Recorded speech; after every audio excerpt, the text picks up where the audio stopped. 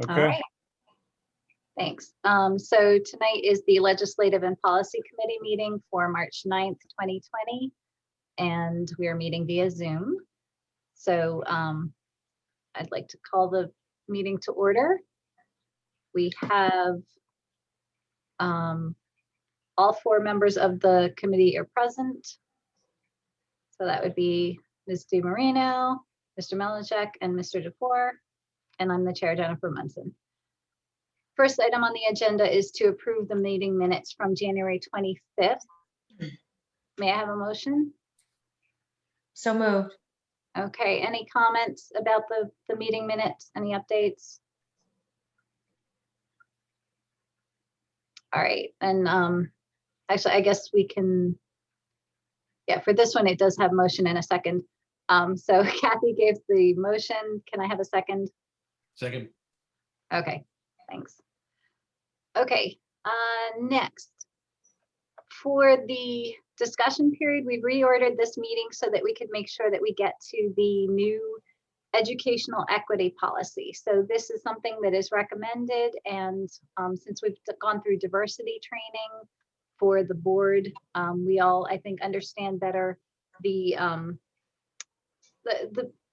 good things that it can do for a organization, and seems like absolutely something that we want to move forward with. So the policy is number 833, and PBSA has worked to develop this. Dr. Marchini, did you want to add anything on the educational equity policy? No, we've had this on the agenda for a few meetings, and I really just needed permission for the administration to start moving forward on this, to take a look at the policy. As you can see, there's a lot of recommended language from PSBA, but as an administrative group, we could then start kind of filling in the blanks, looking at the different scenarios they give you, the different options, and come back with a best recommendation for discussion by the board. All right, so what we had heard was that it's important to get community feedback as we build this policy. And I know that Dr. Lloyd had headed up a lot of diversity and inclusion forums to listen to what the community had to say. So Dr. Lloyd, were there some output tools, like maybe the word cloud, that we could use as inputs for this process of developing our policy? Yes, so I had shared that with you and Dr. Melmazak, the information from the word cloud. So, and all of the other information that all of you gathered while you were attending those listening sessions would be used as the input for this. Yeah, so we'll want to make sure that some of the biggest words in that word cloud get included in our equity policy, because that, I think, represents what our community views as important for educational equity. I mean, some of this seems good as is, but then there are a lot of sections that have square brackets or squiggly brackets to choose from. So I guess as a group, we can take a look and just see, are there any particular things that we want the administration to hone in on as they clarify and choose which of these sections will be included in the OJR policy? One thing I noticed as I just read through it was that the superintendent is kind of tasked with some of these, decisions. And so I guess that's kind of an important thing is for us to decide, is the superintendent going to be the one that's going to be sort of spearheading all the decision making or the evaluations, or all these different things where we have these choices. Does that make sense? As far as how often there's an audit, or how sorry, I'm scanning through as I'm talking, sorry about that, but just what the action plan, if we need to make an action plan, what that will be. These all seem to be things that we're tasking the superintendent to do. So I guess I'm just wanting to know if that's how we want to go, or is there another entity to indicate to do that? It does say superintendent or designee in several of the areas, so that gives the superintendent an out. If she wanted to delegate, right? She would still be accountable for making sure that it happens, but And so my recommendation would be that this was part of this year's goal, was to at least get this far this year. And then when your new superintendent comes on, your new superintendent will actually be the one that's implementing the policy. So we've already created an equity action plan, which is what got us started through this year. And so then I think if you get the policy in place, that individual will now pick the ball up and carry it through the next school year, and not the next superintendent is then implementing the policy instead of actually working with you to create the policy. So I think it would behoove us to get this in place, because I think you'll want that person to be actually executing the policy and not spending their time with developing it. that's a very good point. So as a committee, do we feel comfortable recommending any of these basics, like periodically, annually, or biannually? So it says educational equity audit could be one of those, or the action plan. So would we want to maybe come out of the gate with annually for the audit and the equity plan, and then, you know, future boards could make that periodic or biannual if they felt the annual was too often at that point? Well, if you say periodically, then you can change that at any moment, right? Because if you pick annually, then you have annually until you go through this 3-month process to change a policy, correct? Mm-hmm. So maybe choosing periodically would be the best way to go. And because then how exactly that's implemented would be up to the action plan created by the superintendent, right? Periodically does give us, it could perhaps not sound as strong to people who want to hear that we're really committed. So, Yeah, I totally agree that, but as I was reading this, I was starting to kind of try to grasp all this, and I'm seeing this as a policy, but not an action plan. And I feel like that is, oh gosh, sorry, is that Paul Friel with the dog there? Okay. Sorry.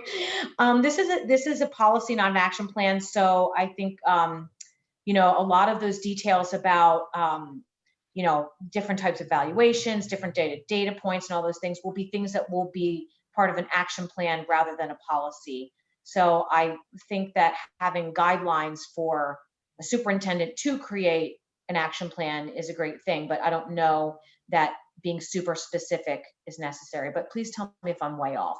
I'm just going off what I think. no, I think you're right. Policy should give direction. Action plan should give the specific steps. But I think periodically is just too broad. I mean, you can say at least, you know, a year, every year, or at least every 2 years. Well, you could say at least annually, and I think that would be Yeah. reasonable. Just- Yeah. Yeah, I We agree. don't want this to kind of slip away, you know, if it's periodically, we can go, all right, well, we're busy this month. Let's just put it off until next. But if there's some kind of deadline, at least we'll, you know, have the action plan updated for us. Yeah, I would say annually. I mean, given the fact that you could do an audit at any time, but it will at least guarantee that it's looked at each year, which I'm comfortable with, because periodically it could be 2 or 3 years. I mean, I don't know. Right. So Right. as Periodically is- Exactly. as this policy lives on, I think that we also it could change, right, in the future, but I think we should start out with at least annually. Would suggest certainly when we're talking about performing the equity audit, that should be annual. So just as we annually audit our safety, our health and safety procedures, that equity would be and that would be something that we would do annually. When we are when I'm looking at board docs, then I can't see you. So that's why I keep clicking back and forth. So when we're talking about the, when you read the definitions of what educational equity audit is, it makes sense that that's done every year. When you talk about your educational equity action plan, if you can change the words here. So just know you can change the words that are on this document. You don't have to keep it that way. If you want to keep action plan, or if you want that to be the educational equity district goal, so that every year you have a goal that's specific to equity, which is what we do. We have a multi-year goal, but that action plan was really written for just this 1 year. It was not written long term. I like that suggestion of changing action plan to equity goal. Other input? Yeah, I was going to make the comment later that I don't see any goals in here. Right, so this would be a spot where you could designate that the district would always have an equity goal, just as the district has goals for student achievement and a safe and caring environment. You could now split off, because this year we put equity under safe and caring environment, and so you could carve out that would be its own separate goal, just like a fiscal responsibility is. Okay, so that would put us at doing an equity audit annually and having an updated equity goal. Right. And, yeah. An educational equity district goal, because the beauty of having a district goal is that then all of the schools are developing goals. So everybody's goals are built off of the district's goals. And so that's how you're moving your organization forward. Okay, and then the next section in this suggested document says the equity action plan shall embed equity practices throughout the district's educational system, include equity goals and practices in the district's comprehensive planning strategies, and ensure performance observations encompass consideration of the expectations and goals of this policy. Would we just want to take some of that, just a couple of things from that, and rather than having that in our action plan, to say that that is part of how we want our district to act in the future, rather than making it a time-limited plan?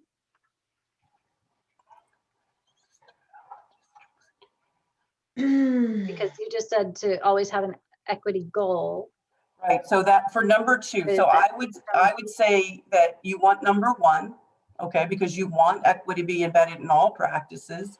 Yeah. Across the district. And then number 2, I would recommend we revise the wording. So to include equity goals and practices in the district. Okay, now I would take out comprehensive planning strategies.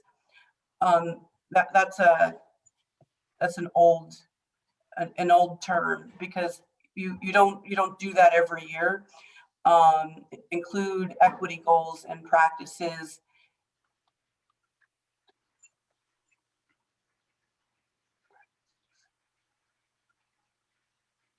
I would say throughout the district. That's what the other one is. It says embedded equity practices. What you want is for include equity goals and practices. You want all schools to have these goals. You want it to, the first one speaks to it being embedded into the curriculum. The second is speaking to the larger school community itself. I don't think comprehensive planning strategies is really what you want. What you want are the district and building goals.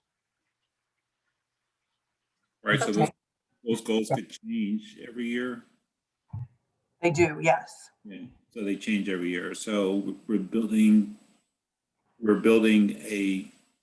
well, the way it's written here, as I see it, we're building an action plan to create a goal.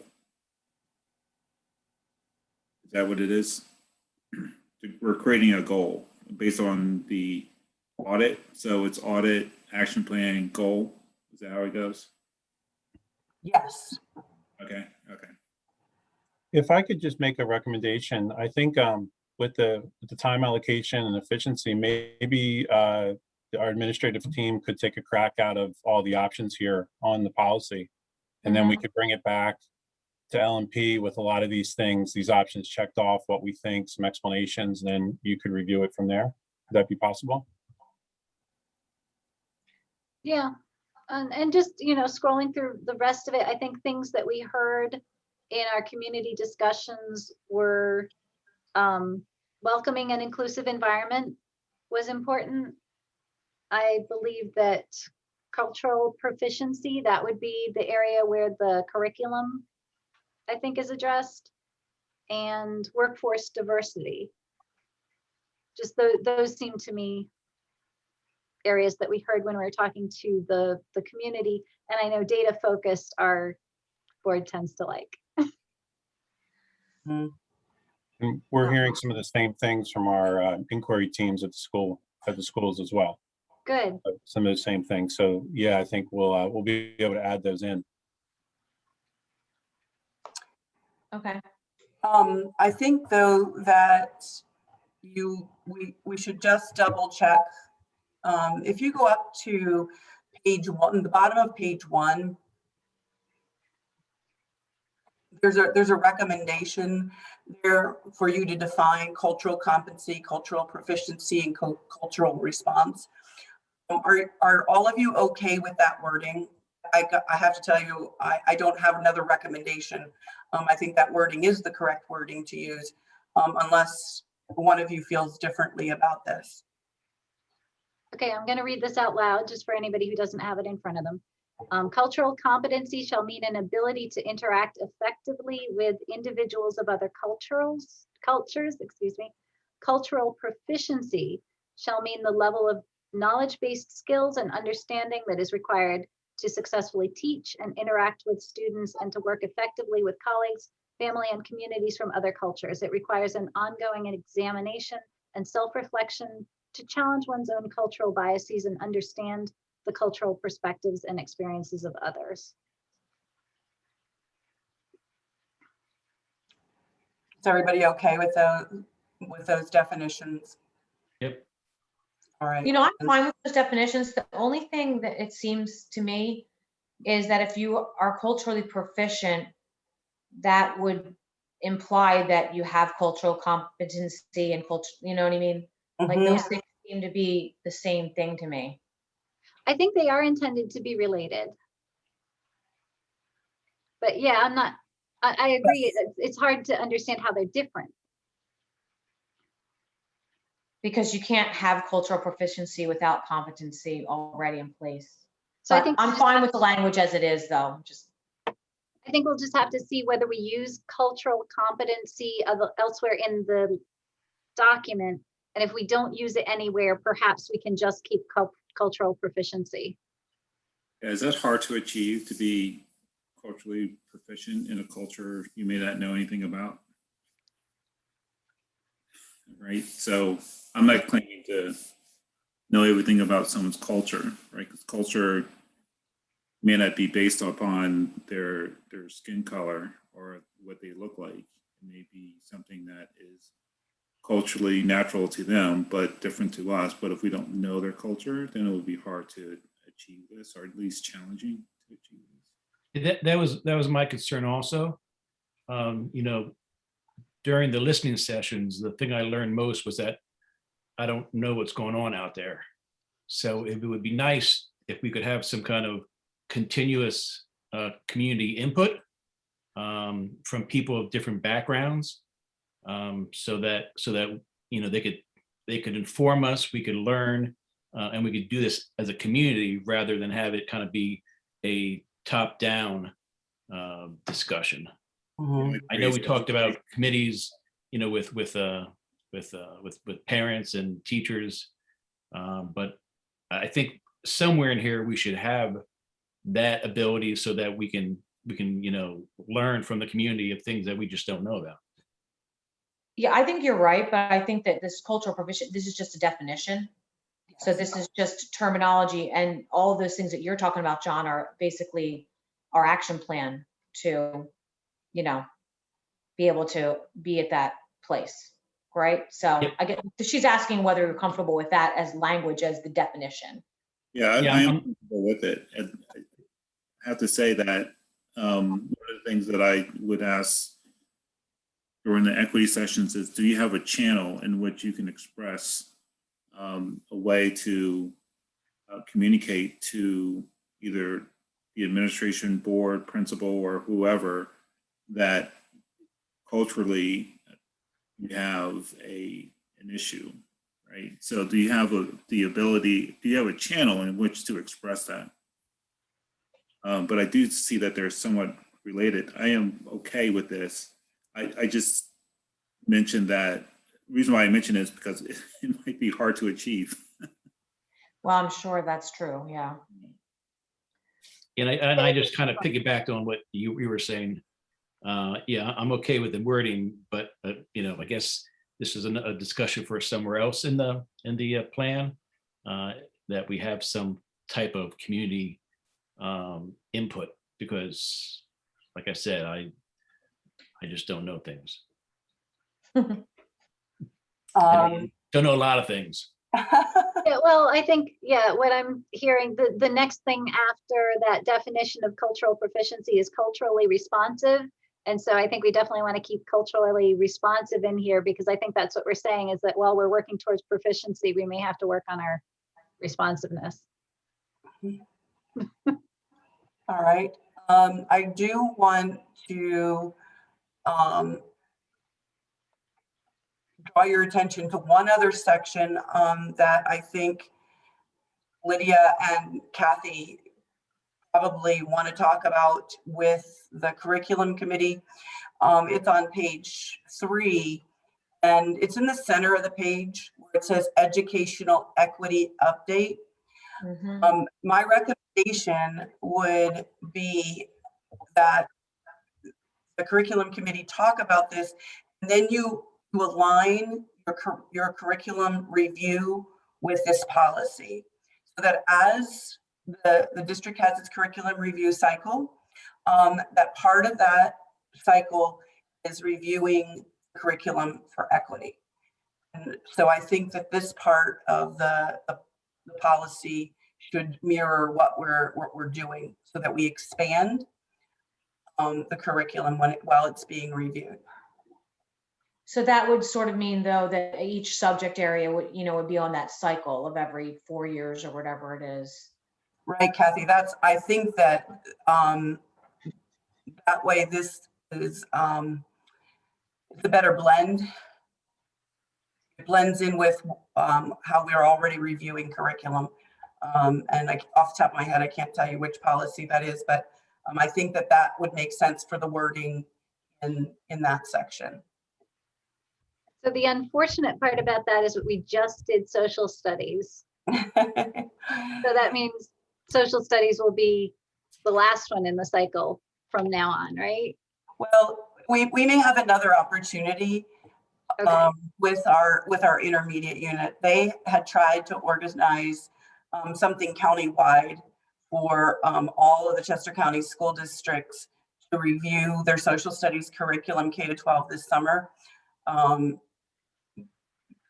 But the organization that was facilitating that fell through, and so they're now seeking someone else to do that. So I think that will present itself. If it's not this summer, it'll be next summer, because most districts are at the same point that we are with all of this. Okay. So I think what you're saying, though, is also that, even the curriculum part is going to be an ongoing Yes. thing, but also in addition to that, with the regular curriculum cycle will include a more comprehensive view into, the equity portion. That's the way I'm interpreting what you're saying. Because we're not going to just wait 4 years and let something go, No.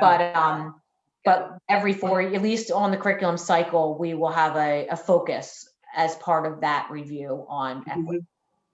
So Right. maybe that could be included in there somehow. I do expect that the quality of the materials available will go up in 4 years. So, you know, continuing the equity check every time we do any sort of review of curriculum could be a very useful thing. Okay. So maybe I was kind of looking at Rich, but he doesn't know I'm looking at him. Maybe the wording could be just that section could be sort of revised to indicate those things that we're talking about Yeah, as far as on the absolutely. curriculum cycle. Yeah, I Okay, think we great. have, I think we have quite a few things to get us all started, for All sure. right, Great. excellent. Okay, any more last minute comments before I go on? I guess I could open this up to the rest of the school board. Any comments from other school board members that are not on the LMP committee? No comment here. Keep going, guys. You're good. You're doing All good. right. And I could also take a couple of minutes for community comments. Do we have anyone from the community that is particularly interested in the equity policy and would like to make a point about it? I guess we can use the raise hand feature. Not I seeing do any. not see any raised hands at this time. All right. I just had one more quick question for Dr. Lloyd. If a student wanted to seek counseling, my guess is that most of the counselors, or if not all the counselors at ONJ are Caucasian. Do they have the opportunity to seek, if they wanted to seek a counselor of their own race and ethnicity outside of ONJ, or is that not done? Well, some of we have other mental health clinicians that are working with us. And so some of those are minorities. And so I know that in one case, Dr. Marchini was able to make a match like that for a student that needed that type of counseling. Right, because they may not feel comfortable going to a counselor outside of their race or ethnic background. Right.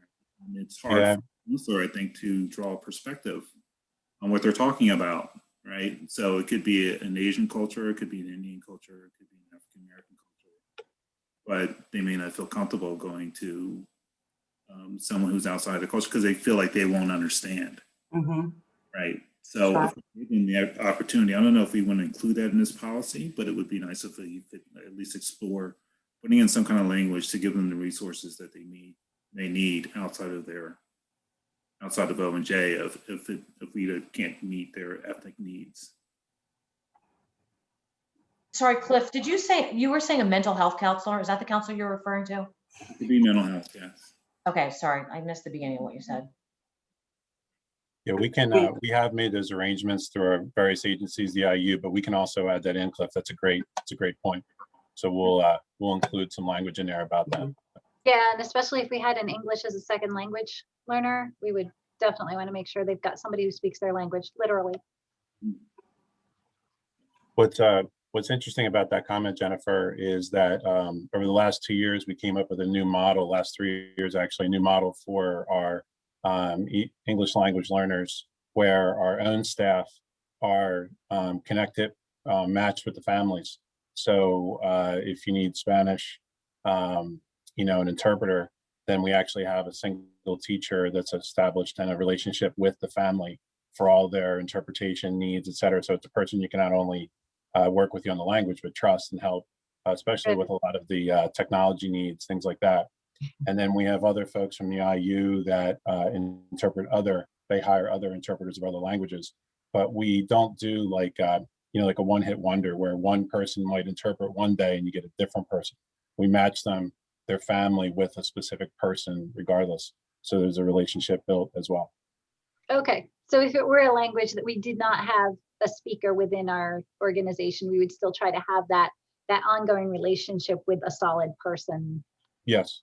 Rather than a variety. Okay, that sounds good. Okay, next, charter school reform resolution. Next one. Yes.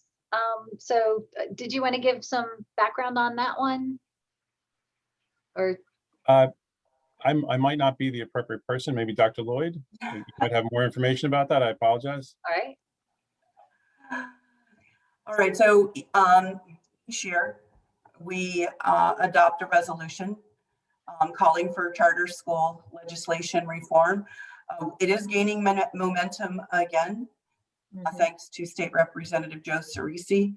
Mrs. Prophet and I met last week with State Representative Tim Hennessy because they are seeking a Republican to add their signature to this legislation that he has proposed. So fingers crossed that we were convincing. We met with him with the superintendent from Pottstown and their school board president. And we think we made a very compelling case for both of our school districts. And so our resolution points out that we have 5,330 students with a total budget of approximately 113 million, and that we spent 2.7 million in taxpayer money via mandatory payments to brick and mortar and cyber charter schools in 2019 and 2020. And that next year we're projected to spend 3.9 million. This is an atrocity. This legislation has been in place for 22 years and it has not been revised. So we've updated the resolution to include those figures. And last year, almost all school districts in the state of Pennsylvania adopted a similar resolution. So that's the backstory behind that. Will continue to lobby for this reform, and I know that all of you are lobbying it, as well as I send you information asking you to contact different people. I know that this is something that all board members feel strongly about. So this is this year's resolution. yeah, I know I spent a period of time when I was getting educated before I was on the school board with my mouth open at exactly how out of whack the funding is for the various school districts in Pennsylvania are. We're actually, at the time, we were 49th out of 50 states in terms of inequities between the highest funding per pupil and the lowest funding per pupil in the state. And I think we're very fortunate in O&J Roberts that we have a community that has been able to bear property tax increases so that we keep our level of education high. But that means our property taxes are more expensive. Charter schools, they are not governed by school boards, so they do not have the, what's the word? They're not held accountable to the public. Yeah, there are a number of accountability levels that public schools are obligated and charter schools are not obligated to fulfill. Right. Yeah, I really find that interesting that you can use public funds and the public is not represented at that entity in any type of capacity. It seems like it's almost like giving public funds to a private school.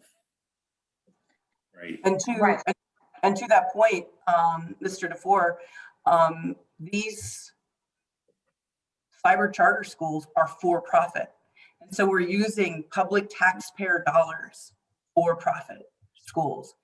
It's an outrage. I don't know why more taxpayers are not educated on this, because this is what is driving taxes up, is charter schools. So like I said, there is momentum right now for this reform.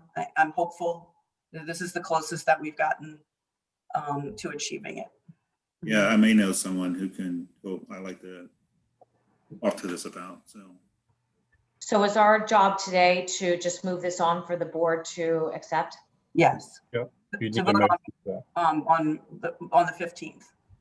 Okay. I would say, I might suggest, usually the president of the board signs it.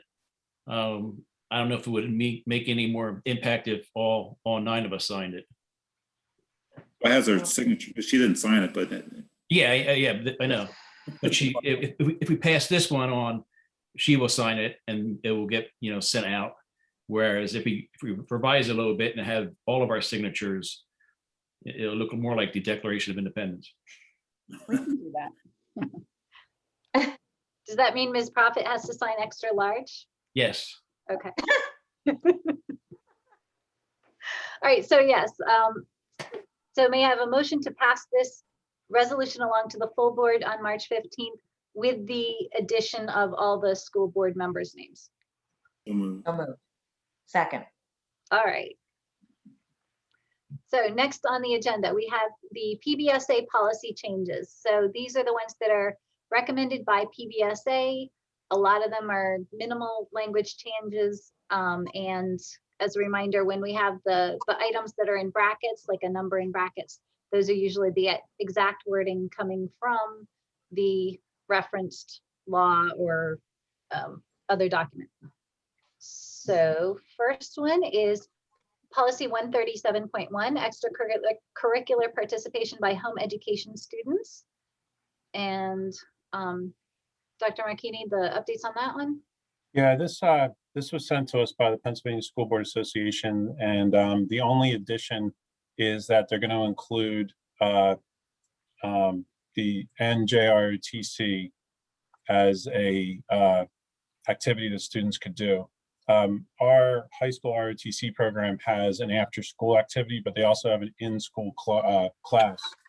Homeschoolers can come in for specific classes, but they can also be part of it. So I believe they can already do this, but it makes it official in our policy now that they can join the ROTC program, which is great. That's really great. Just for the board's own background knowledge, that in order for us to be able to maintain, and I'm not sure if they call it accreditation, Mrs. Crumrine, you know for sure, we have to have a certain number of students in this program, or we lose our funding for it. And 100%. what is it, Mrs. Crumrine? Well, it's 100, it's usually 100 students. In order to maintain the funding, they will let us try to build that up if we fall down, but it's always a struggle. Right. This is a good opportunity because the numbers, well, you can imagine with the pandemic, the numbers have dropped. And so this will allow them to reach other students. So Is that 100 based on your high school population? That seems like a lot to me. It's based on our population and the number of instructors that they provide for us. So in order to have 2 instructors, which we do, it's 100. Or if we drop below that for so many years, then they've done this before. They can take an instructor away. And then once you raise your numbers up, then they bring another instructor back. Oh, okay. Mhm. So we have expanded the program to our middle school in order to permit more students to participate in the program. Great. Looks good to me. And then the other changes that I'm seeing in here are minimal and along the same lines as what we're doing for all of them as we go through, putting the district D to a capital and using genderless language for students. So any further discussion on this one? All right, a motion to pass it along. So moved. All right, Do you need a second? Second. I'm still unclear on the committee policy there. We need a second to move a policy on. Yes. Second.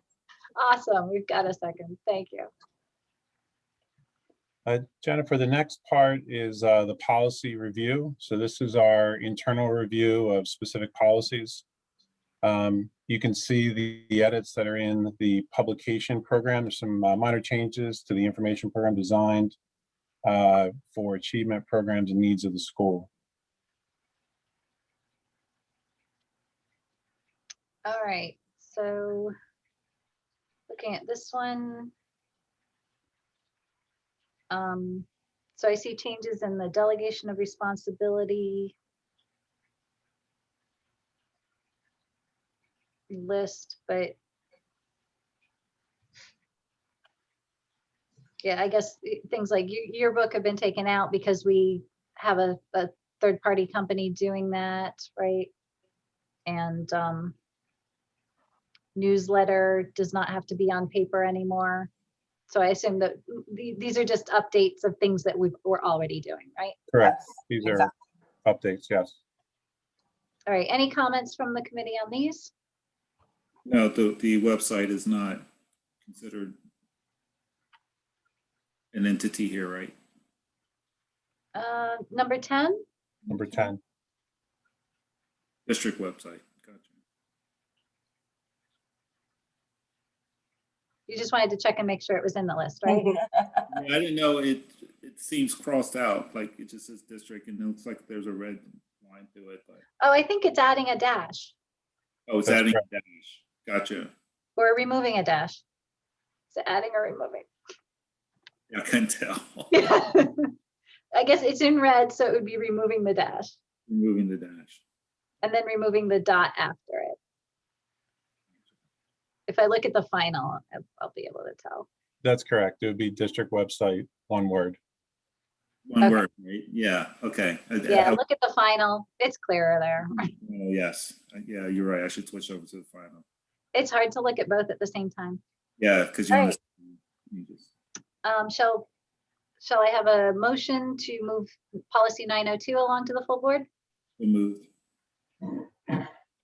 Second, All right, thank you. Policy 910, community engagement. There's some more minor changes to this one.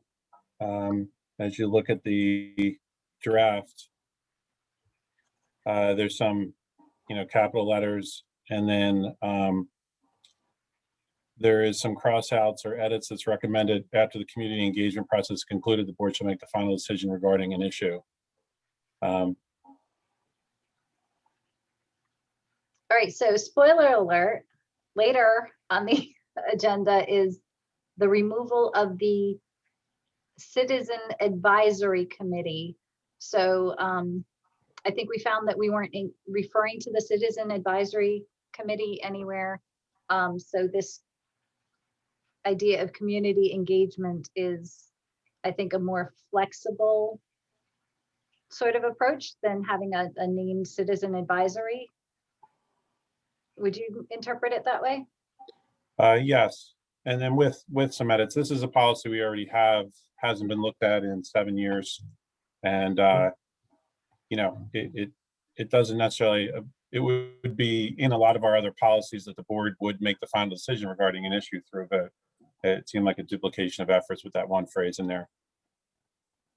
And we do develop communications goals that usually involve some community engagement level. Mhm. So I think all of this looks fine. Rest of the committee comments? So just for clarification, the final decision is both the board and the superintendent in conjunction with the superintendent, or you? The board in consultation with the superintendent. Right, Really board. not in conjunction, in consultation, yeah. Okay, yeah, I'm good with that.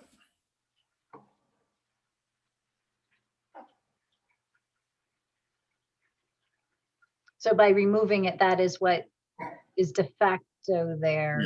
Right, that's what it defaults It's to. not actually listed specific. Oh, I see. It's listed in the paragraph before the removal. Yeah, yeah. Yeah. Okay. Any other comments or questions on that one? nope, All right. May I have a motion to move policy 910 to the full board? so move. Second, All right, thank you. On to policy 100, comprehensive planning. For this one, there's, again, it hasn't been reviewed since 2016. There's some specific additions, some language as required by PDE, taking out some language. Also, one of the things we took out is at the nearest public library. and most resources are digital, our website, but certainly still available, but not at the public library. So if somebody went to the public library, they could ask at the information desk and the information people would help them find it online. Is that the assumption? If somebody wasn't aware that we had updated it this way? Well, I would hope that someone would help them find it online, but we would reference it online for sure. If they called, we would provide it for them. We saw public libraries. Are you saying that the public library no longer serves its function, so we have to take it out? Is that what we're saying? I think what we're saying is that we don't have a hard copy available at the public library. Gotcha. So it doesn't serve that function anymore, so we have to take it. It doesn't Right. serve that function anymore. What is the closest public library to the high school? That sound probably. For the Henrietta Hankin. Okay. Just curious. I wasn't thinking of any closer than that one. All right, any other comments on the changes here? No. All right, may I have a motion to move policy 100 to the full board? So move. Second. All right, on to Roll policy shy. 006 meetings. This one is moving the committee of the whole to working sessions.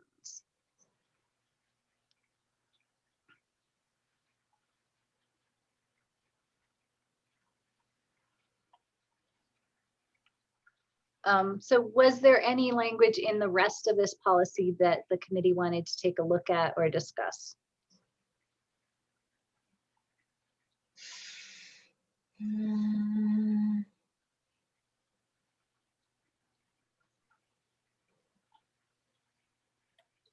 This, just to be helpful, this was reviewed in last November as a policy itself.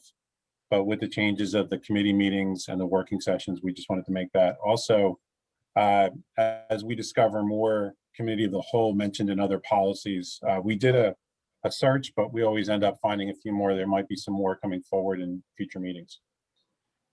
Fair enough. Okay. The sessions be plural since meetings plural? No. No, never What was mind. that, Cliff? Say that again? Should sessions be plural if meetings is plural? Notice of all committee meetings and or working sessions. Oh, Good point. Which one is that? That's number 3 under notices. Under notices. yeah, you could say working sessions instead of, oh, Right, 'cause it's yeah. an or. Right, because it's an or. So if one's plural, the second should be plural, I would think. Even though you had the word a in there, which means singular, right? Or should it say or working sessions? Since Yeah, just to Yeah. be parallel. Yep, we can make that change. Yeah. Good catch. All right. And then the majority of the committee of the whole to working session changes are down in the section, which is called work sessions. Mhm. That's Are they called work sessions or are they called working sessions? See, they're, what I was gonna say. If we're updating all the others to working sessions, should the header also say that? I don't know, I think it should be called work session, but Work session everywhere? I think that seems like the right term, but I'm not no expert in that. But No. whatever, I don't care. Working sounds like it's actionable, but see your point. Okay, so So the Clifford title is should pro be- gerund. so would you Kathy, like me to- Sorry, Jennifer, go ahead. no, I'm just trying to figure out how many ing favoring people there are. John, do you have an opinion? I like working. You like working? I don't really care, but Sounds just like call an it the active same thing process. then everywhere, you know? So we can change the title to working sessions? Yeah, That'd be appropriate. We can do that.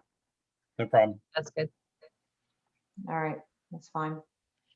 Okay, any other comments on policy 006?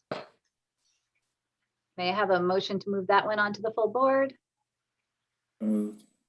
Second. Thank you.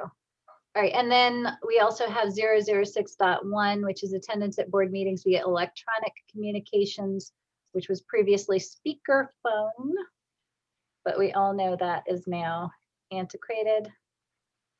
So what we did here, Jennifer, is this has come in front of the policy quite a few times, or the LMP quite a few times. We last time showed a draft that included all of the comments from the attorney, things that they mentioned, your feedback, et cetera, and came up with a draft based on all of those bits of input and the attorney's recommendations. So it's a clean draft now that we feel is, you know, a good one for you to discuss. Okay, so like, for instance, the phrase that I see here that I don't remember before was "but only under compelling circumstances." Where's that? Yeah, second paragraph. A school director shall be able to attend a board meeting and participate in board deliberations and voting, through electronic communications, but Oh, only under, under yeah. compelling circumstances. Well, then the compelling circumstances are described in the next, oh wait, where are they? Shoot, Emergency conditions. there was something that said, where, oh my gosh, weather conditions. Oh, it's a paragraph above. It gives you the conditions: illness, travel, schedule conflicts, weather conditions, and emergency situations. So I think that's just a shorter version of saying what you just said. Right. Are you concerned about that wording? Is that what you're saying? I think the compelling circumstances were already detailed above, so they just were not detailed again. Yeah, as long as we accept that to be compelling circumstances, you know, that somebody wouldn't say, oh, your travel isn't compelling enough. But I guess if the lawyers believe that that list corresponds, then. Yeah, and schedule conflicts is very broad. Like, I have a Yeah. golf meeting, so I have a schedule. Yeah. I have a birthday party to go to. I don't know, yeah, but you're saying that that's the language that's already approved, right, Dr. Marchini? Schedule conflicts? It hasn't been approved. It's based on your previous input as board members and also the attorney's input and our discussion. This is what we've come to at this point. Certainly not approved, and certainly for your discussion, as I mentioned. Jen, so- would you mind jumping in if I jumped in on this one? Because I remember Yeah, this go ahead. discussion. Just my 2 cents. This seems much more limited. We wanted to broaden it, you know, given Zoom and given the electronic nature of things, to allow board members, if they're traveling for work or something, to be able to make board meetings, not to make a big high hurdle here. So this seems more restrictive than what was previously discussed, in my opinion. So just my 2 cents on as you consider this. Yeah, I guess probably what the lawyers are trying to protect us from is if we had a board member who was not showing up when the other board members were, and it became, I think, a problem. Right now, we all seem to be participating at about the same level. You know, we've all been doing a lot of Zoom calls. But if we were all in person and then there was one person who was always electronically connected, can we see that for a future board becoming a problem where they would want to have the restricted language so that they could go to that person and address that as an issue? Sure. I just think, you know, you're in the Zoom world now because of COVID. Once travel restrictions are lifted, again, I'll just tell you that I thought how we discussed it was not as limiting as what this policy is written. So this does not comport with what my recollection of discussions were on this. Your recollection is running about some of the things that we discussed, but haven't had a final decision on. But some of the things that we discuss is making it, like you said, Paul, a little bit more broader. I don't know if we have to call out the conditions, but it's good to have some type of guidelines around those conditions. So, Paul, the last thing I remember is we were looking at you're allowed to attend 2 board meetings electronically, but all committee meetings can be attended electronically via Zoom or whatever, unless designated by the committee chair. Right? Is that what the broadness that you were thinking about? Well, I guess just the words compelling circumstances and the definition of compelling, I just don't want to get into an Right. opportunity for nitpicking later on. I think, if people are making majority of the board meetings in person and they're traveling for work and they're going to call from Florida because they're in a conference, why do we care? Seems perfectly reasonable. I noticed that work isn't mentioned as a. We could certainly take out, Paul, to your point. We did include illness, travel, scheduling, conflicts, weather conditions. We could take out and other emergency situations and compelling. And then it becomes, the reasons are illness or travel or schedule conflicts or weather conditions. You could say and other situations instead of emergencies. That way it does give you some leeway in the reasoning and it doesn't have to be an emergency situation.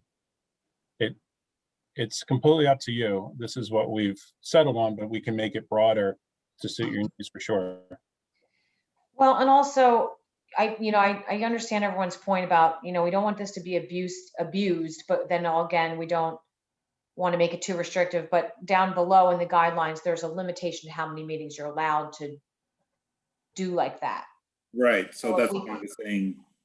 We need to have the compelling reasons as long as you're within the guidelines. Well, I guess I'm just saying that this only allowing to have 6 meetings does limit the ability for someone to abuse them if they're not using the most compelling reasons. So do we need to really understand what the reasoning is, or do we just say you can only Zoom into 6 meetings? Or do we really need to feel like we need to say both and manage it? I'm under I understand what Paul's saying. I don't travel for work or anything, so I don't have this issue, but I can definitely see how you could get a board member in some year that just suddenly feels like they don't have to attend any meetings because they can just electronically Zoom in from the birthday party or whatever. But that's not really full participation and it's not fair to everybody else and et cetera. But the guidelines say you can do 2 board meetings electronically, right? Is that my understanding? Well, it's crossed off and it has 6 meetings per year, per fiscal year. No more than 2 school directors, Cliff, to your point. Oh, right, yeah. Right. Not At any given time. Yeah, I don't think we wanted to keep that proviso of no more than 2 school directors in there. Did we have a discussion around that before? That's existing, so I'm not sure if we had a discussion around it. Yeah. I thought we sort of didn't really care about that so much. It was more, anyway, whatever discretion you guys come up with, I just think you should be careful because you don't want it abused either direction. Right. I think if you say, hey, each board member gets 4 mulligans and you can use them or whatever the number is, however you guys decide to do. I think you just got to be careful not to be creating a burden for someone to have to approve and what is or what it is not a compelling reason and things like that. Or to Kathy's point, you go, hey, you get 4. If you can't do that, then you shouldn't be here, kind of thing. Oh, right. So is there a difference between being completely absent and having to attend via electronic communications? I'm trying to find that in here, right? So there's a difference between I have an operation on Monday and I can't make it versus I'm traveling and there was a snowstorm and I can't get back, so I have to. Well, this policy is talking about, it's the old speakerphone policy. So it's basically talking about you attending a meeting, not you're having surgery and are not there at all. You know what I mean? It's talking about.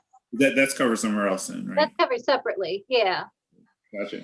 So, but I'm wondering, like, the recommendation from PSBA, is that for us to allow people to have 2 two board members go on at one time and 6 times a year? Like, is that PSBA language or is that?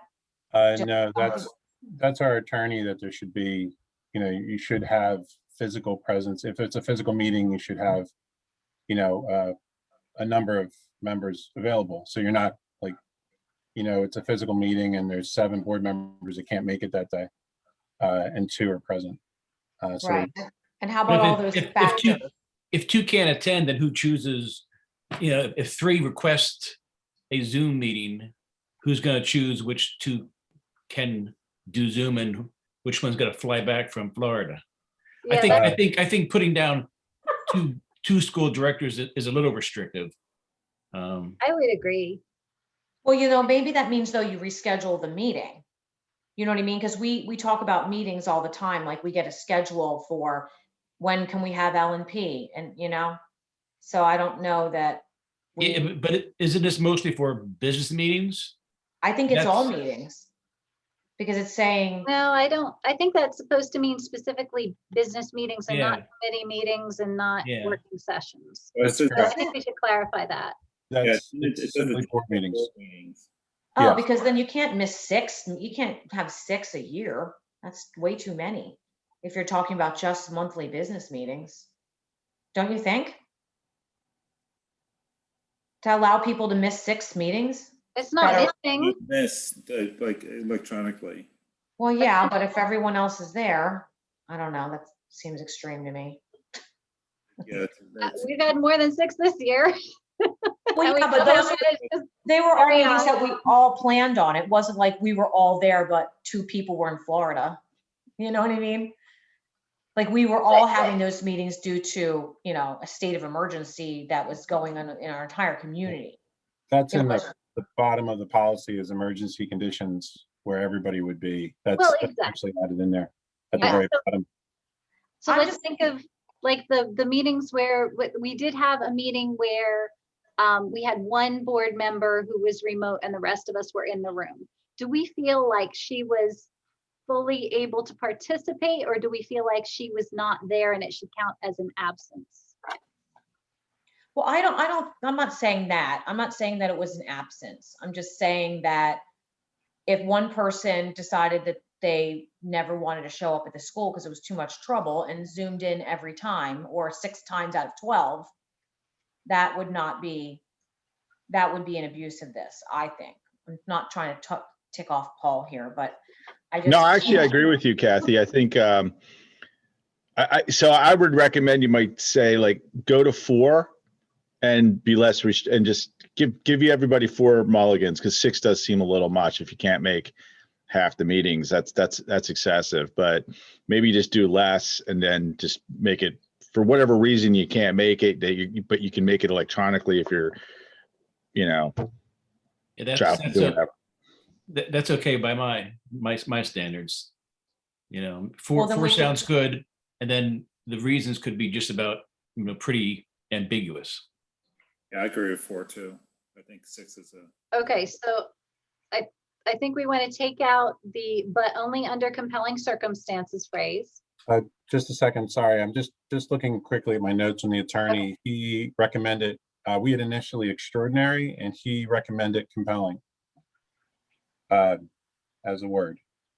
Okay, So I our don't attorney even remember suggested extraordinary. What was I another- recommend taking out both of those words. Okay, you can take out both then. He had just asked for one to be replaced with the other, so you could probably take out both if you'd like. It's also applied to board meetings. That's in second paragraph. So it'd be anything, if the second paragraph you see, it's anything that would be voting.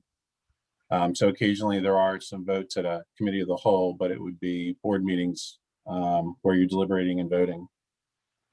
And then he did say in my notes for your other point that there should be a majority of the board members present, physically present. And we changed that to 6 members.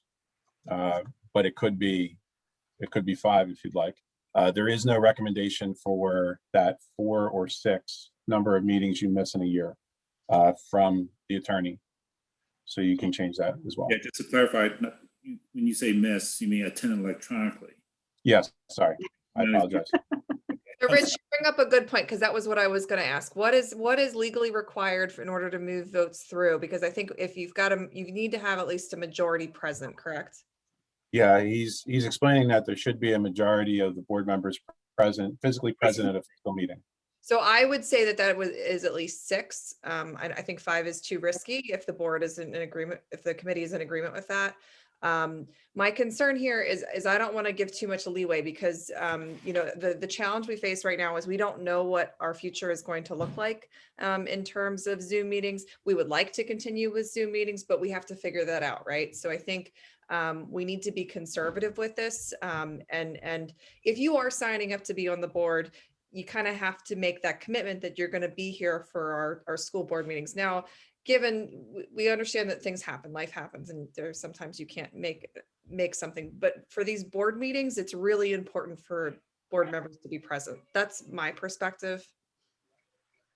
Okay, How so would you like to put that in writing as far as? it sounds to me like no more than 3 school directors may use these procedures at any meeting, because that would leave 6 physically in there. attendance, Yep. right? Yeah.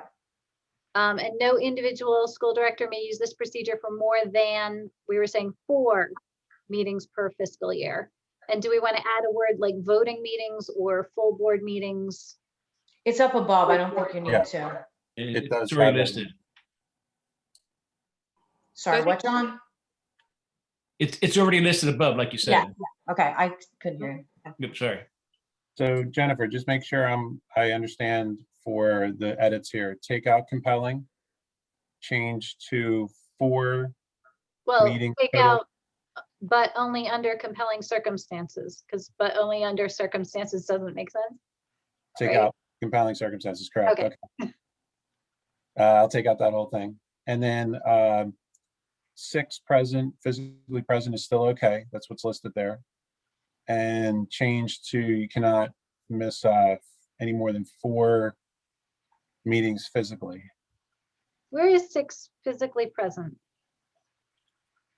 Hold on. Second paragraph under guidelines. Under guidelines, no more than 2 board members or school directors, sorry, may use this procedure. No individual school director may use this procedure more than 6 meetings per fiscal year. Is Yeah, I that, don't see 6 members present. I thought we were saying no more than 3 may use this procedures. That means that 6 board members just happen to be remaining. Right, right. So Okay. there's, it's not, doesn't really say that, but I don't think it needs to. Yeah. No more than 3. okay, Now, what about the thing at the top? The board recognizes the factors such as illness, travel, blah, blah, blah, blah. Like, do we want that out of there, or?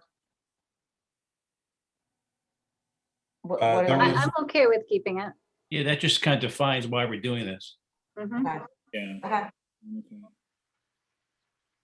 Man, this Yeah, policy is right, 'cause it never just going to get says- through. Sorry, and for Mr. Friel, it just says such as, factors such as. It doesn't mean that you have to choose one of these off the list if you need. Yeah, I'm to. good with that. Yeah, I was just trying to give us like, so we don't, you know, that's good. That's just defining why you're making the policy. So I think that's fine. But when you start restricting it to compelling reasons and say now someone, to John's point, like has to approve, like who's approving this and who's not approving it, I think then you run into, and I think, like you said, 6 is too many. I think you just got to reduce it because you should be able to make the majority of the meetings, right? So Right. whatever the happy medium in it is there, so it's easy to manage is more my point. Like, don't create a burden for ourselves or for somebody to be the manager of it. Put some floors and ceilings and kind of make it self-management. All right, so Understood. with those changes, are those minor enough that we can still pass it along to the full board? Just assuming that we have removal of compelling, Yeah. no more than 3 About the last paragraph. and no more than 4 meetings. yeah, because it would also But the last, it'll go through a first reading. So if for some reason at the first reading, you do notice some difficulty. So I would love it if it would move forward, but it's up to you. Well, so the last paragraph for the board authorizes the administration to utilize available technical resources. Is that, I'm a little confused by that. Is that an emergency condition? Mhm. Is that, you're That's considering? That's part of the emergency conditions situation. That was put in because of COVID, I think. Yeah, this was, Okay. we were supposed to approve this part a while ago. This was a PSBA recommendation last year. Right, so going forward, or, well, okay. So I think going forward, we're looking at making all board meetings available via Zoom or whatever. Right, that's why I was wondering if that qualifies as an emergency condition, but it sounds like it does because it talks about the public and not the board members. Yeah, I think, You know what I'm saying? I don't know if we need to modify it, but like if you just put an and at the end of the previous paragraph and made it all one big lovely run-on sentence, that would make it clearer. To the public and the board members, or, Well, because the emergency conditions isn't specifically mentioned in that last paragraph. It's only implied because it's in the emergency conditions yeah. section. Yeah, I wouldn't change this too much because this, the PSBA looked at it a long time ago and kind of gave us this recommendation. So To include that to the public, okay. As an And it emergency- doesn't negate any of your other stuff. It's just talking about a specific scenario when there's an emergency, community-wide. emergency condition To make it public, available to the public. Okay, I get it. I think Right. it's, Are we ready to vote First to pass this on? pass it on. So move. Okay, first and second. are you seconding, Mr. Melch or Dr. Melch? Sure, absolutely, please. All right, great. And then we're on to regulation changes. All right, let's look that one up. We have regulation 910A, community relations guidelines concerning community relations, public activities, including staff, students, or school facilities, relations between public and students. There is one real edit in here, just updating the language for racial groups. So it includes race, color, age, creed, religion, sex, sexual orientation, gender identity, more current language and more inclusive. Okay, yeah, so that's more in line with hate definitions because it's referring to hate literature, so it's referring directly to the protected groups under the law. I think Fine. that's good. Okay. And it's a regulation, so we're asking you to acknowledge that we can make that change. All right, any other conversation on that one? And shall we pass it along to the full board? May I have a motion for 910A? It's a regulation. Oh, right, thank Yep. you. That's okay. Okay, next, regulation 805. Oh, do we need to actually vote as a committee to No, accept the it regulation? just has to be acknowledged at the meeting. So we're going to make that change based on the fact that we just reviewed it and no one had any concerns about the change. Okay, 805C. So this is, this comes up every couple of years as different groups are represented as part of the our weather procedures. So this sort of outlines, and there's some things added here. So it's more specific to, if we have a 2-hour delay, if we have off from school, who would be impacted, what their the names of their groups are within our organization. Just making it more clear. So were those people, the secretaries, receptionists, et cetera, were those just added on, or is that just a new term for them? It's an updated term. Some of those have been updated since 2014. Okay.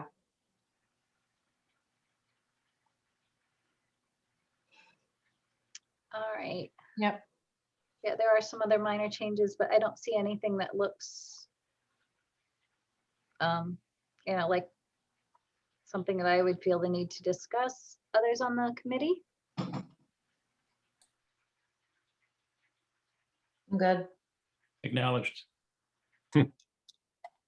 All right, so we've acknowledged that one, and regulation 005A, board committees, new regulation. So Jennifer, this one has to do with the policy. Obviously, it follows the policy of board committees. As you recall, at our last meeting, we talked about removing the committees from the board policy, but we still need to acknowledge them within our board policies and regulations. So this was recommended in previous meetings by the school board. And so we wanted to make this a regulation in order to allow for, some, I guess, more flexibility in these committees without waiting 3 months to have a committee started or changed, et cetera. Right, so we also have the, with the local board procedures final version in here for review in case anybody needs to refer back to it. But yes, we took all of the committee names out of there. So having the regulation, I think, sounds like the appropriate way to go. As far as the 4, I think everybody had reviewed those, and the committee membership was aligned to provide for some of these committees that are currently separate committees to be combined. But technology and communications had needed to be split up if we take this approach. So are we comfortable with creating this at this point and having a plan to divvy up what technology and communications had as outstanding action items? Yeah, you know what? Sorry, actually only glanced at this other thing, the organization page. And the one thing I'm not clear of is, so if we go with that regulation and we have those committees, not only do we have our technology things that you're talking about, but the members of the committee. So the committee would now have too many people on it, right? Because if we combine the members of the committees as they are, each committee would have, like, curriculum and special education would suddenly have like 6 people on it or something. Or I don't know who all the people are, but you know what I'm saying? Yeah. The committee sizes wouldn't be proper. Okay, I thought that in our last committee organization, it had been aligned so that we would have. Oh, okay. I don't know who's on every committee. Is that how that works out? So, Yeah. so the overlapping was already done appropriately. So we still only would have 4 people on each committee. Is that right? Does that sound right? All right, well, we can, for each of us, we can figure out which ones we would be on. Yeah. So I think that would leave me on Sorry. 2 committees. I would be on 2. Okay, I'd be on 3. I'm on 3. okay, so So then it there would are be some 2. challenges with dividing it up, unfortunately. So Right. if we condense, we have to kind of go back and resurvey everyone just to confirm what you're on. But we did try to, we tried to put new people in new places, and then also keep in mind, how it would condense. It was a weird mix matching Tetris game. So Right. And we're also going to have to like decide who's the chairperson now for each of these new committees. yes, we would have, and then keep in mind, we also have vice chairs. So that's why we're trying to bring up that importance of the chair and the vice chair, because it's really a team effort there. And you're really both pulling the load for the committee. So Right. So So we can, you can only have 4 members on a committee because you cannot have a majority on a committee. Right. So 4 is your maximum. yeah, there it is. So we can approve this, even though the committee membership needs to be reworked a little bit. Yes, and it should have language in there that says that the president appoints the members of the committee. Yeah, so I think that it says right there, if you scroll back up, But is that the new or the old? it's the That's old. the old, that's right. So in the new, let's make sure the new one has that Yeah, language. it does. I just saw it. It was on there. Yeah, it's the first sentence. So yes, Okay. so the president would, and then that's the way it's always been done in the past is the president appoints, but we always gather feedback just to make sure everyone's on a committee that they want to be on. So similar to what we did last time. Well, this looks to me the way we want it, just like, as I said, we just need to realize that if we move this on or adopt this or acknowledge it or whatever it is we're doing, we just need to now rework the committee assignments. And I'm fine with that. It would simply be an acknowledgement for this. And that gives you the flexibility to adjust it if needed. Okay, So where are we in that process then? Are we going to be able to restructure and move things around in a month, in 2 months? When is it, like, which reading is it allowable for us to kind of change things? So this would be the acknowledgement at the LNP. So next month we could be on just the 2 out of 3. Okay. So when it goes to board approval, that's when we would change people, right? Because I can't be on finance and buildings and grounds. Does the board actually approve a regulation, the full board? Or we're just, it is? No, so you are acknowledging the committee, the Legislative Policy Committee right now is acknowledging that we're going to make this change and add this regulation. Then I guess during a work session or announced by the board president, based on this, the board president would then start assigning the chairs, co-chairs, get all your feedback as to what you'd like to be on and follow that process. Right. I guess my question is, when would it be active? but did we vote on 000 local board procedures, second reading? Not yet. The That I changes- think is the key question. That's, so I apologize. That's in March board meeting.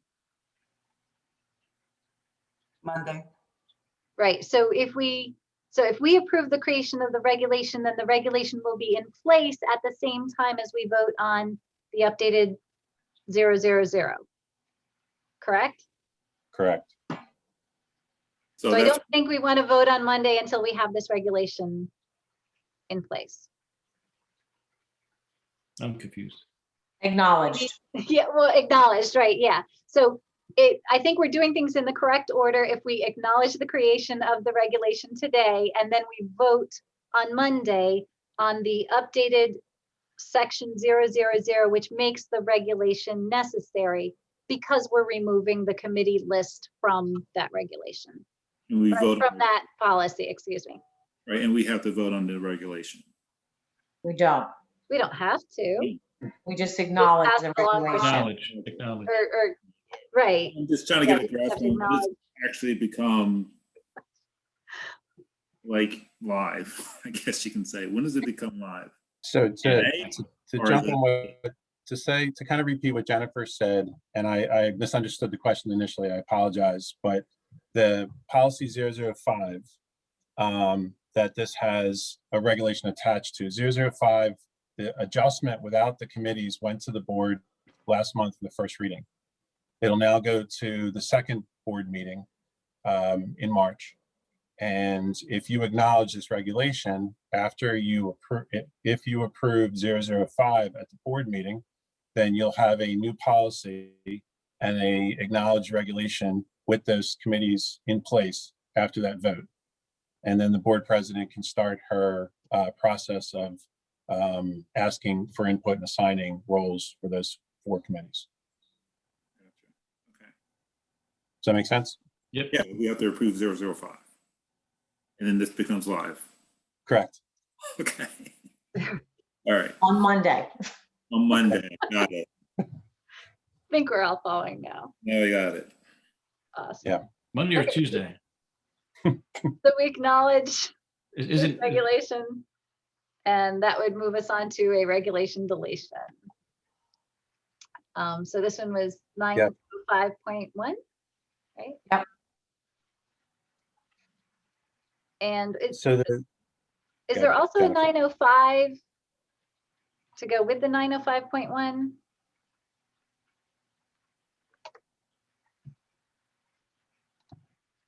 Because Yes, I I'll have did a to- quick search and that was what it looked like.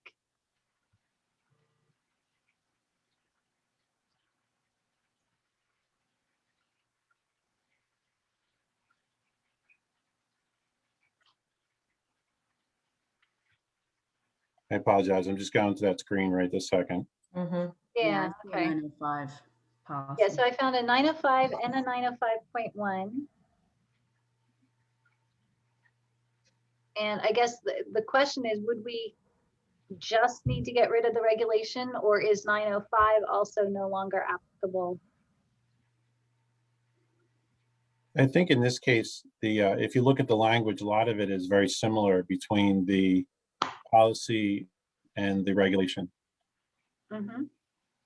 So the recommendation upon our review was just to get rid of the regulation and have the 905 Citizens Advisory Committee standing in case you want it. However, if you stop and think about what we talked about with committees, it may not be necessary to have that policy in there, because you can create an ad hoc committee and that committee can decide to use citizens as part of their overall, planning, community input, et cetera. Dr. Lloyd, did you have a comment on that? Sorry, I was muted. When Dr. John Melnizak was recommending a citizens advisory council for equity, this is the policy that it falls under. And the regulation is just a duplication of the process. So there's no need to keep, this is very outdated, like 1994 or something like that. You don't need both. The policy stands, you can eliminate the regulation. Okay, so we would keep 905, get rid of 905.1. Right, this is the policy that would govern such an activity as creating a task force that includes community members. So the minutes of reporting that it talks about in 905.1 is no longer going to be required, right? Correct.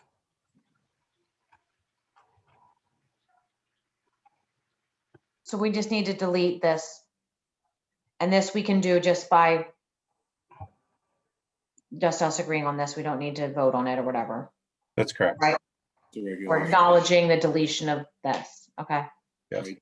Do anyone include minutes and reporting in the policy? Probably not, right? Just leave it the way it is. Yeah, I have the policy up here and it says, in charging a new advisory committee, the board shall set a date for the preliminary and final report, designate a consultant and establish a budget if needed, but expenditures of district funds by any by advisory committees shall be made only on approval of the board. So it does not say anything specific about agendas or minutes in there. Right. So if you're attaching, if they have the potential to attach funds to the committee, they should report it back what they're doing, and they should have minutes, which is covered under 905.1, but not in 905.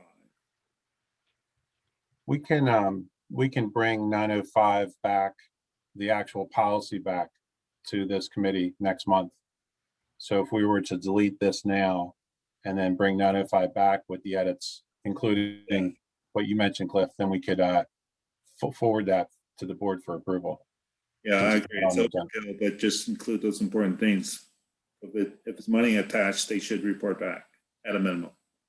No problem. And yeah, so reporting is definitely included. Would you want the wording to be something like establish expectations for agenda and minutes? Or what? Or would you require agenda and minutes? Jennifer, just as a point of order, the actual policy isn't on the agenda tonight. Oh, right, yeah, that's Right. So we probably shouldn't, we can, but it okay. wouldn't make sense to recommend changes if the policy is not actually on the agenda. I apologize. It's Okay. okay. So All right. tonight we want to kill 905.1. We want to kill that and then come back with the revised. Correct.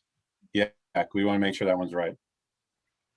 Okay, so are we ready to acknowledge the removal of 905.1 as a regulation? Correct. Yes. Okay, Fine. acknowledged. Okay, so then we just have 2 items on our 3-year review. Policy 913.1, advertising in schools. So for these 2 3-year review, we're not really recommending any changes. They just haven't been reviewed in a while. We felt that, looking at it, most of what we saw was in order. All of what we saw was in order. And I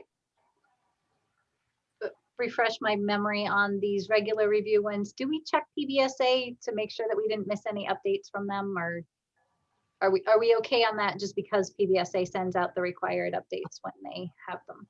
We do. We haven't seen any recently regarding this. Since I've been working on it the last 3 years.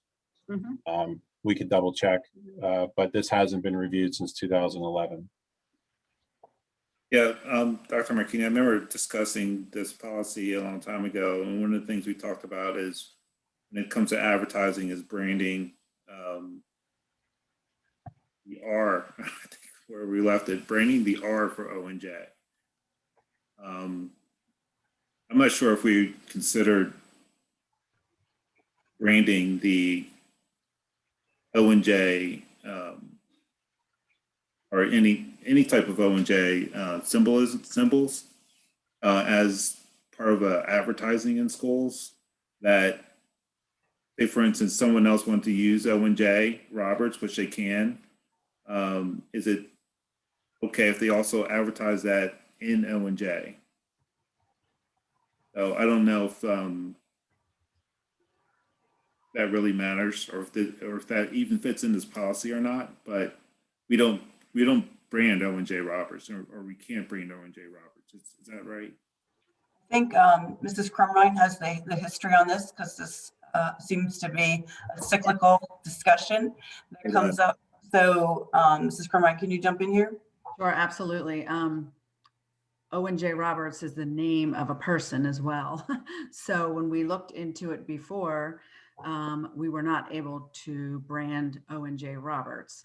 Now, we could look into, there are other symbols and things that we're using that we could brand, but it became a little bit controversial because we have multiple wildcats, we have a paw, we have lots of symbols that we use that other organizations, youth organizations, use as well. So the one thing that we haven't done that I think we could do is we really could look at putting more of a marketing materials together for the school district. Then that's really not part of this advertising in schools, but it is something that we could look at if we wanted a more cohesive. That was what the board at the time was considering. Right. So I think where we left it is branding the R because, like you said before, it's a person's name, which you can't brand. I don't remember that, but branding that the R. could have been a discussion. Yeah, because it has something to do with the baseball hats and putting the R in the baseball hat or something like that. Make it official, like that represents our high school, brand the R, so that you know that it's officially our high school and not another club or someone else that just calls themselves O&J Roberts, right? So, but we can consider it and think about it maybe. Not tonight, but it's just Dr. Marquini, just something that a little bit of background what we talked about before, because there were some confusing other clubs, groups will call themselves O&J Roberts, loosely affiliated with the high school, right? But if you brand the R, that would make it officially affiliated with the high school. We can only use that R. That's all. So if there's no other, Jennifer, this is a policy. You would need a motion to move it forward for approval. Okay, I did have a couple of small comments. One was that since we just updated the hate language in another policy, we have a lovely list there of the most recent hate speech categories. And let's see, section under guidelines 2A, I'm sorry, 2B, it says attacks ethnic, racial, gender, sexual orientation, and or religious groups. If we could just update that, I think gender identity was the only one missing. But if we could just make sure that aligns, Yes. that would be good. And then the other question was, do we have a district cable channel, or is that antiquated language there? We do. Okay. But do we need to expand the technologically oriented language there, since now we have, you know, like principals putting things on YouTube and whatnot? We had it reviewed and we did not need to expand that. That's the next policy, isn't it, Dr. Markini? Well, that was, yeah, Wildcat TV, right? Right. Yeah, the Wildcat TV is very specific to the next regulation.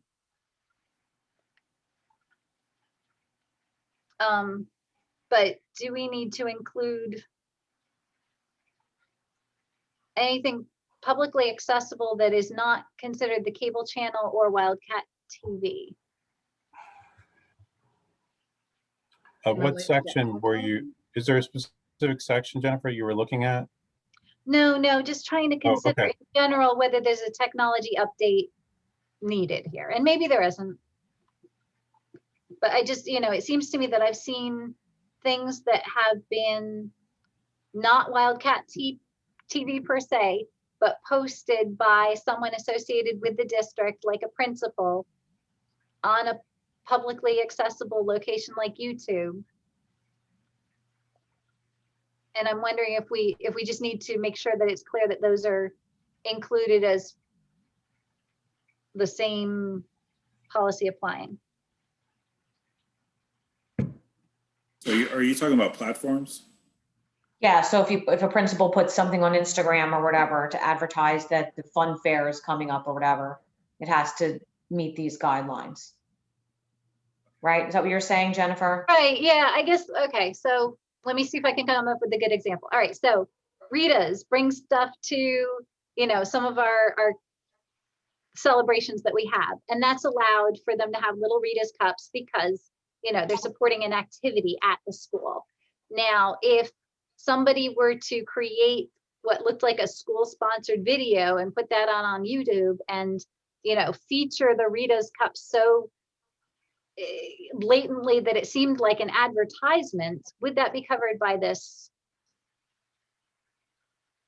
as prohibited? Because I don't think we would want that sort of thing to happen.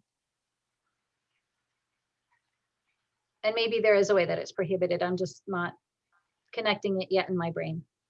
You look at item number 15, it talks about vendors and limiting use of posters and other materials which aren't part of a district agreement with a vendor. I don't know if that's what you mean, Jennifer.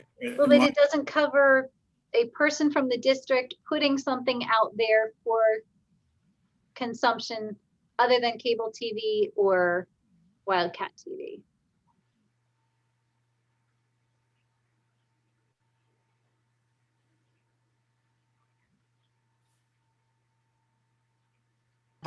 So are you also saying that if Rita's came in our school, could they do a short take, like a video of them in our school and advertise it? They can't do that. I mean, that would be prohibited activity. That's Well, an outside party might be prohibited in other things like, you know, visitor documents and stuff, right? When you say they can't do that, Jackie, you're reacting to just in general, right? Right, as a vendor coming in and doing that. But are you referring to, like, if you look at number 16, we talk about school-related organizations, maybe the PTA is sponsoring a Rita's Water Ice, and it looks like those things really have to be really approved by the building principal.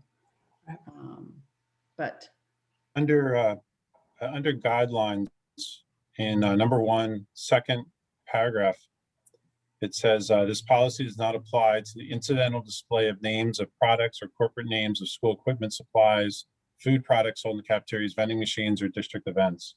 So if Rita's Water Ice was at a district event because they we bought it from them to serve kids, or they brought it in free. We've certainly had certain events with Right. Rita tourists. It would be an I was incidental display. I Right, don't know but if it's let's, true too. but what I'm saying is, okay, let's say that the building principal had approved Rita's being at an event, and then they did a YouTube video to encourage everybody to come to the event, and they featured Rita's so prominently that it looked to the community like an advertisement for Rita's. That's Not that I think any of our principals would actually do that. Let me just put that out there. Is that something that's against policy then? I don't know. I'm sorry. I'm not, It's I mean, a there might be a lot of specific examples like that we'd have to think about the details and then root through the policy to see if we're covered with that. I'm not sure.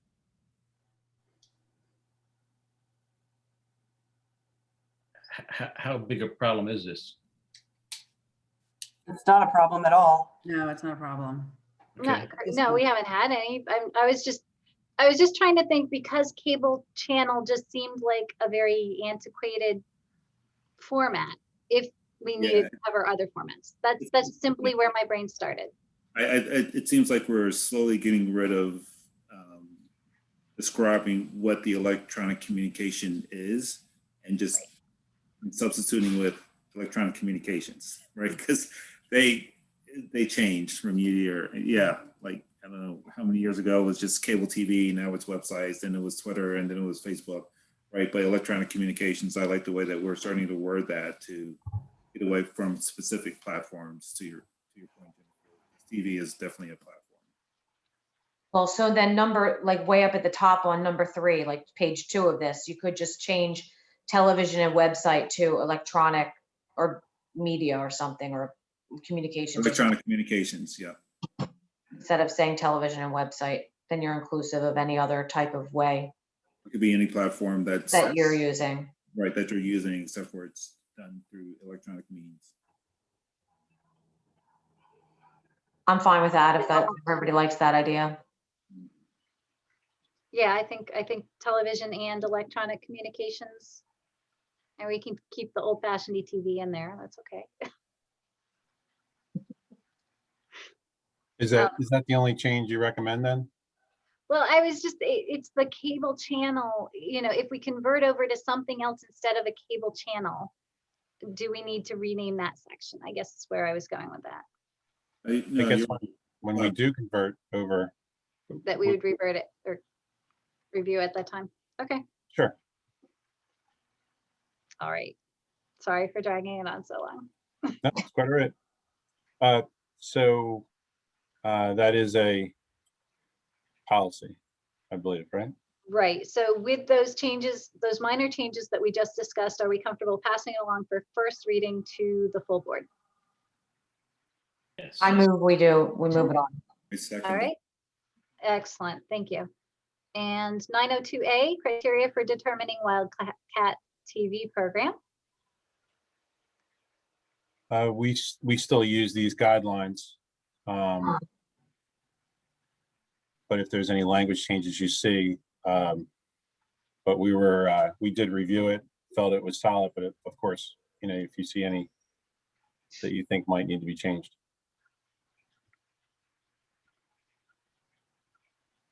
We had Mr. Sponigal, who runs the cable channel, review the policy, and it continues to be what we're doing. It just hasn't been reviewed in a while, so. All right, does anybody see anything to comment on there? I don't see any mentions of cable channel. We're advertising Rita's too intensely. Right,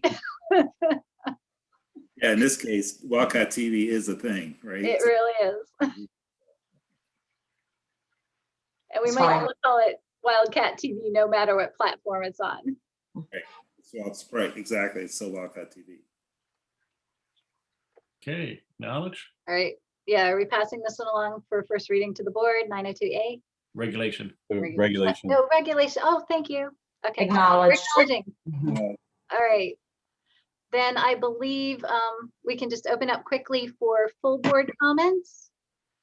Anybody else from the board who wishes to make comments? And are there any community comments? Please use the raise hand feature if you have any. Then I don't see any raised hands. I believe we can adjourn then. Thank you, everyone, and have a great evening. Thank you. Thank you. Okay, thanks. Night, everybody. See ya. Have a good night.